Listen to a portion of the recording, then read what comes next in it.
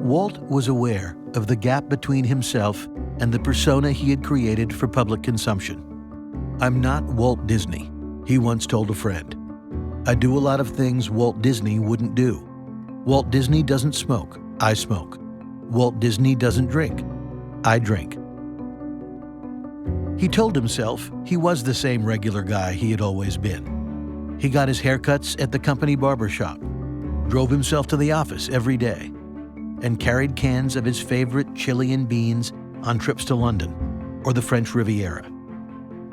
But he was not like everybody else, and he knew it. Every time Walt walked down a hallway, he would give a loud cough. Naturally, you'd think Walt's coughing because he was a smoker, but his cough was not necessarily due to smoking. It was a warning sign, so we would know that the boss was in the area.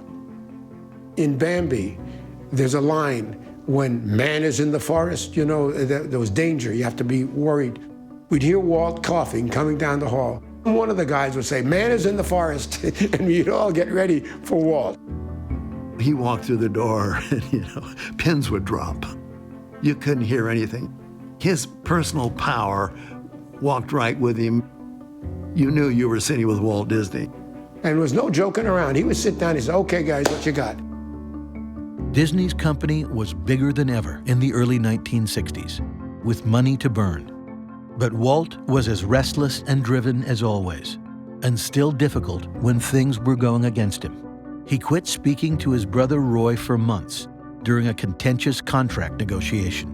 He still chain-smoked through every story meeting, always aware that the clock was running. For the most part, he was patient, but when somebody was really off base, his eyebrow would go up and his fingers would start tapping. That was a sign. Walt was not generous with praise. If he was pleased with something, he would simply say, "That'll work."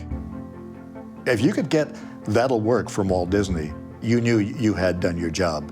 That was a good day. That was a good meeting. Walt Disney could be very hard on someone if they weren't cooperating in his way.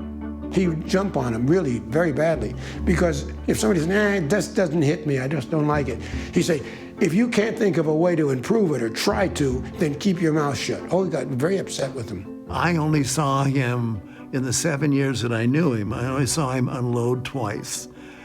And I thought, God, I'll never reach that point where he unloads on me. But the people that he unloaded on deserved it. I was there. And once he's made a decision, you abide by it, whether you agree with it or not. He's the boss, for God's sakes. I don't think he was totally grounded. I think he wanted to be what his image was. I think he wanted to be thought of as a hail fellow, well-met, good-natured, but he wasn't. Nobody does stuff on the scale that he did. Is a good-natured sweetheart of a guy.